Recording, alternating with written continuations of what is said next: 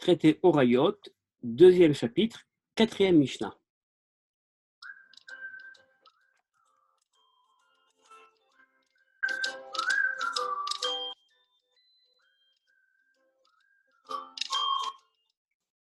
La quatrième Mishnah du deuxième chapitre va s'intéresser au cas dans lequel le Beth Din, alors qu'il a eu une instruction erronée, n'a pas l'obligation d'amener le fameux Korban et Elem Davar chez le Tzibour.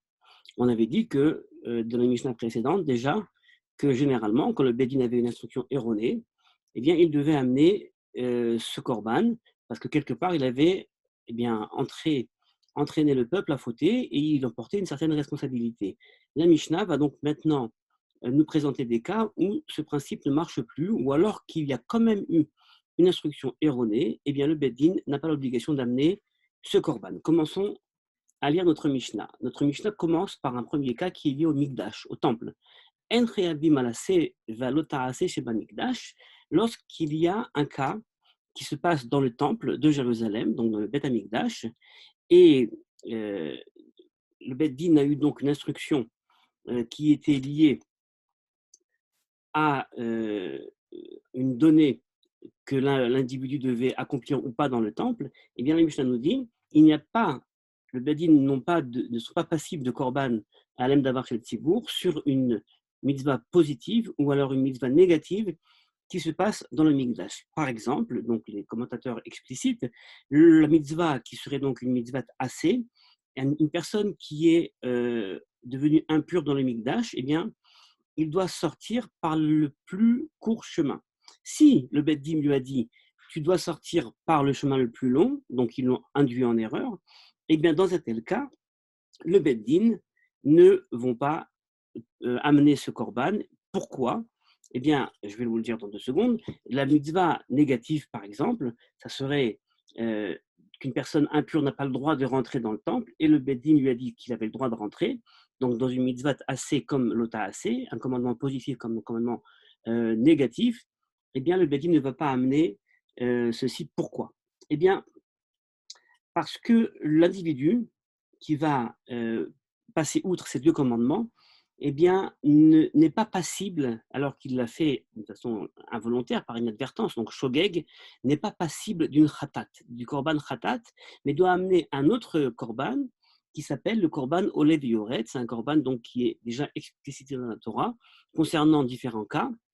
Une personne qui avait, par exemple, on va dire, eu un témoignage mauvais, ou alors une personne qui avait fait un serment et donc était passée outre l'interdit de faire un serment, ou alors, encore une fois, une personne donc, qui avait été dans le temple impur, eh bien, cette personne-là doit amener un korban olé vioret. C'est un korban donc, qui s'appelle le korban qui monte et qui descend, parce qu'il dépend en fait des capacités financières de la personne. Et donc, puisque la personne n'est pas euh, obligée d'amener un korban khatat en cas de shogeg, eh bien, le Beth Din ne va pas amener le korban et l'aime d'avoir chez le Tzibour. Donc, a priori, une raison assez technique, lorsque l'individu n'est pas en shogeg et doit amener une khatat, eh bien, le Beth Din n'est pas responsable d'amener ce korban. Mais la Mishnah continue et nous dit Ve'en mevi'in hasham taloui al aseh va lota aseh chez Bamikdash. Hasham taloui, c'est un korban que la personne amène lorsqu'il a un doute s'il a oui ou non transgressé un commandement de la Torah. Eh bien, lorsqu'une personne a un doute dans un tel cas, doit amener donc ce korban qui s'appelle Hacham Taloui. Eh bien, la Mishnah nous dit l'individu ne doit pas amener ce korban donc de Hacham Taloui. Pourquoi? Eh bien, on continue encore une fois la donnée, parce que lorsqu'il y a un doute, eh bien, la personne ne doit pas amener le korban khatat, parce que ce n'est pas un shogeg, il n'est pas véritablement shogeg, mais il doit amener le fameux korban olé veyored. Et donc, quelque part, encore une fois, le même principe assez formel, lorsque il n'y a pas de shogeg et donc de khatat, eh bien, le Beth Din est exempté. Mais par contre, nous dit la Mishnah, ça c'est valable dans les cas du Mikdash, mais par contre, quand on est dans un autre cas de figure qui est un interdit concernant la Nida, une femme donc qui est en période de règle et n'a pas le droit donc d'avoir de relations sexuelles avec son mari, eh bien, si le Beth Din a, de façon erronée, permis par exemple, une certaine chose ou interdit une certaine chose Donc, concernant une mitzvah positive ou une mitzvah négative de la Torah, dans un tel cas, le Bedin va devoir quand même amener eh bien, le korban à Alem Davar. Abal Chayavim al Ase, Ve'al Lota Ase chez Banida. Mais par contre, donc, le Bedin est obligé d'amener ce pareil Alem Davar chez le Tzibour, parce que la personne qui va le faire eh bien, doit tout de même amener un korban khatat. Bien que le beddin ait eu l'instruction erronée, la personne, donc l'individu qui va le faire, qui va écouter le beddin, donc qui va se baser sur les propos du beddin, doit quand même amener un korban khatat, parce que je vous rappelle que le principe, c'est que lorsqu'une personne eh bien, est passible, s'il avait fait volontairement, de karet, et il le fait d'une façon involontaire, shogeg, il est passible d'un khatat, dans un tel cas, eh bien, le beddin doit amener le fameux korban à l'endavar shel tzibour. Et les individus, ou mevi'in hacham talouy alase valotase shibanida, et un individu par contre qui lui donc a entendu cette instruction du beddin, mais euh, encore une fois, il va amener un hacham talouy si la personne n'est pas sûre d'avoir, oui ou non, transgressé un commandement positif ou négatif. Et bien là, dans ce cas-là, l'individu doit amener donc son korban. Pourquoi? Parce que sur un cas où il avait été shogeg, eh bien, il aurait amené une khatat kevoua. Et donc, il doit amener dans un tel cas un hacham taloui. Donc, les principes sont assez clairs. La Mishnah continue et nous explicite de quel cas parle-t-on dans la Nida. Ezoi mitzvat assez chez Benida. Quel mitzvat, commandement positif, est là dans un cas de Nida. Par exemple, proche d'une Nida, une personne qui aurait une relation sexuelle avec son épouse. Et alors, au milieu de la relation sexuelle, sa femme lui dit je suis rendu impur, nitmeti, c'est-à-dire j'ai donc maintenant mes règles qui commencent. Eh bien, la personne donc ne peut pas se retirer rapidement, mais doit donc attendre un petit moment. Et donc, ça, c'est une mitzvah proche d'une Nida.